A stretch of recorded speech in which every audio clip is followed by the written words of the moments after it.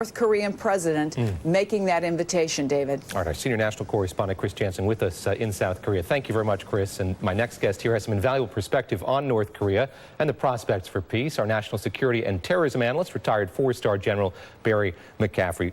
General McCaffrey, let me start just by asking about this meeting and the overture and how optimistic you are that this is going to lead to talks. Chris Jansen there just a moment ago talking about the trepidation the U.S. has about these talks going forward. Can they happen without the U.S.'s blessing?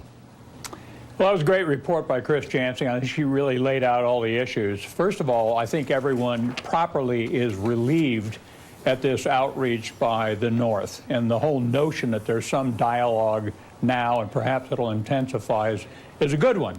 Unless you think it's going to have any impact on the North Koreans giving up their nuclear program and constructing a capability to strike the U.S. with ICBMs. They're not going to stop that. The sanctions and the outreach leverage with China may have some impact on it, but that's not going to stop it either. So I think we should not confuse ourselves, David, that for 3 generations now, the North Koreans have provoked the South Koreans and the U.S., negotiated, gotten a reward, and then provoked again. That's what they're doing now. They're trying to divide the U.S. and South Korea. It's working, to be blunt. And so it's a good initiative on their part. You look at what might be the groundwork here for these talks, and something that's been suggested is that the U.S. would have to stop its military exercises in order for North Korea to come to the table. How likely is that to happen? These have been going on now for years. They've been important to both the U.S. and to South Korea. Is that a chip that these sides might play?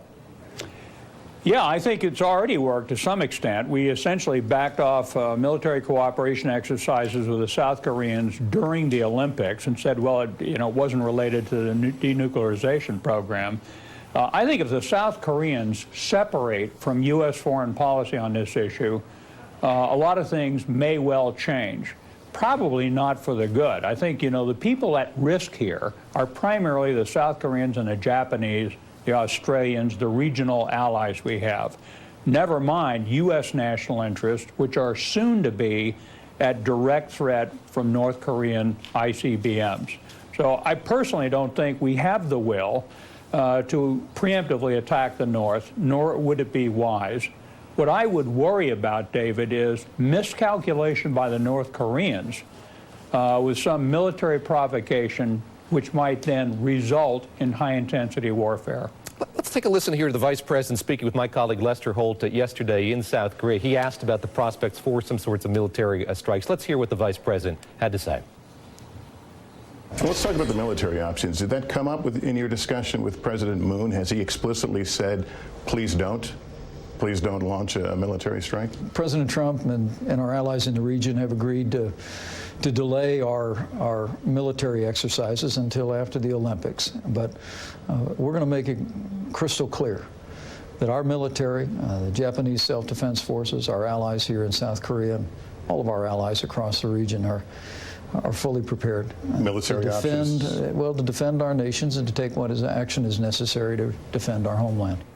General McCaffrey, you look at President Moon, who seems very flexible. He would very much like to get to the negotiating table with his counterparts in North Korea. You look at Vice President Mike Pence in contrast. There's a rigidity to his position.